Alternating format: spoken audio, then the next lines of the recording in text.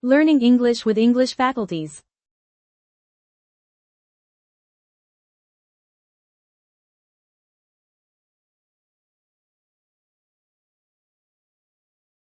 As the royal party approaches the fortress, a heavy iron portcullis slowly rises to reveal a pitch-black interior.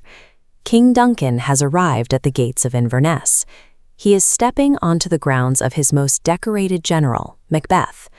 For Duncan, this stone fortress represents a sanctuary for celebration and rest after brutal military campaigns. But the audience possesses a different perspective. We have just seen Lady Macbeth schedule the king's assassination for this very night. This hidden knowledge transforms a character entrance into a psychological thriller. The tension exists because the danger is hidden behind a routine social ritual. The structural engine of this scene is dramatic irony.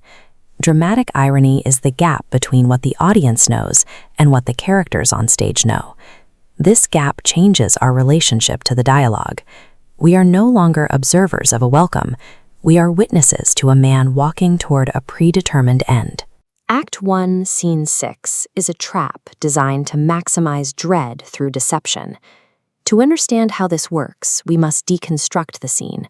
First, the environment, then the dialogue, and the social performances. The royal party begins by observing the macro environment of the castle grounds. Looking at the fortress walls, Duncan remarks, "This castle hath a pleasant seat." He notes that the air nimbly and sweetly recommends itself to his senses, finding the atmosphere crisp and inviting. Banquo agrees, pointing to the eaves. He identifies a specific bird nesting in the stone, the martlet.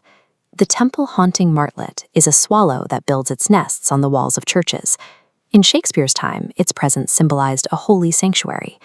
Banquo refers to the nest as a procreant cradle, phrasing that suggests safety and the creation of life.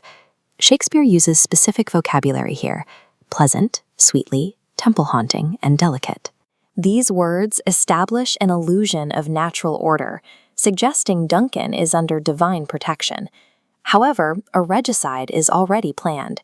The castle is not a church, but a trap. The natural world is used here as an active participant in the deception.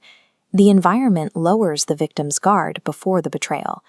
As the environment is fully established, the human interaction begins.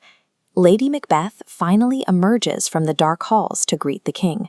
She tells Duncan, "All our service in every point twice done and then done double." She uses hyperbolic humility, presenting her efforts as insufficient. This contrasts with her private instruction: "Look like the innocent flower, but be the serpent under it." Her performance applies that strategy. Duncan arrives expecting a compliant hostess. By adopting this expected domestic role, she removes all reasons for suspicion. Duncan's gratitude confirms the deception works. Her performed femininity is the bait, making the trap function. However, there is a gap in the welcoming committee. The master of the house is missing. Duncan asks directly, "Where's the Thane of Cawdor?" Duncan assumes Macbeth rode ahead out of great love to prepare the estate. The actual subtext is internal conflict. Macbeth is absent because he is struggling with the moral implications of the act he is about to commit. While Lady Macbeth maintains her facade, Macbeth lacks the composure to face the man he intends to kill. This confirms Lady Macbeth's earlier warning that his face is a book where men may read strange matters. His absence clarifies the power dynamic.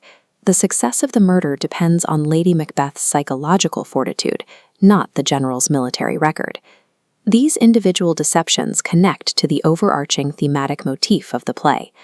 Back in Act 1, Scene 1, the witches establish a defining paradox. Fair is foul, and foul is fair.